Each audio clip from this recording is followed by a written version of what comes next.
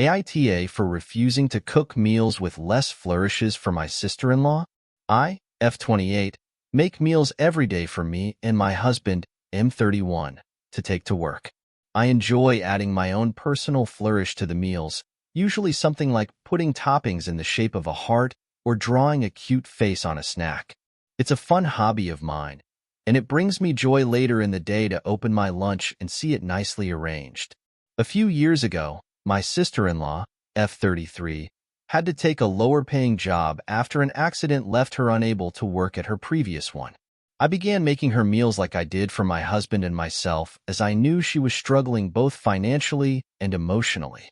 She lives very close to us, so my husband always just dropped them off on his commute to work.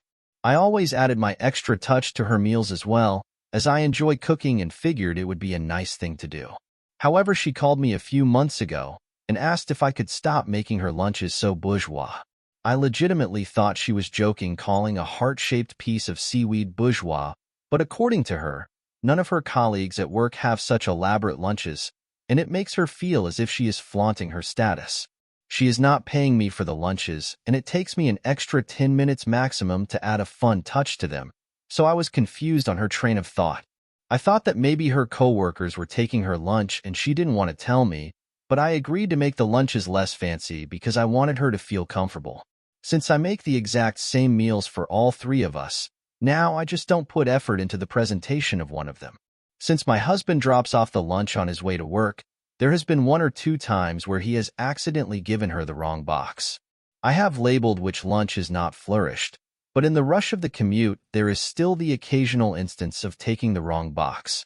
My sister-in-law asked me a few days ago if I could just stop making both me and my husband's lunches fancy, due to the risk of her being given the wrong one.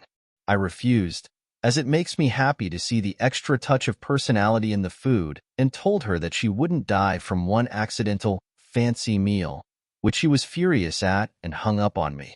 She has been refusing to talk to me over the past few days, and when I tried to call her to reason, she kept hanging up. She has told my husband that she will only talk to me if I agree to stop making all of our lunches so bourgeois. I am still making her lunches every day and my husband dropping them off, and while my husband agrees with me that her demand was out of order, he has now said that maybe I should just make all the food less flourished, just so that she will not be angry if there is an accidental swap of lunches.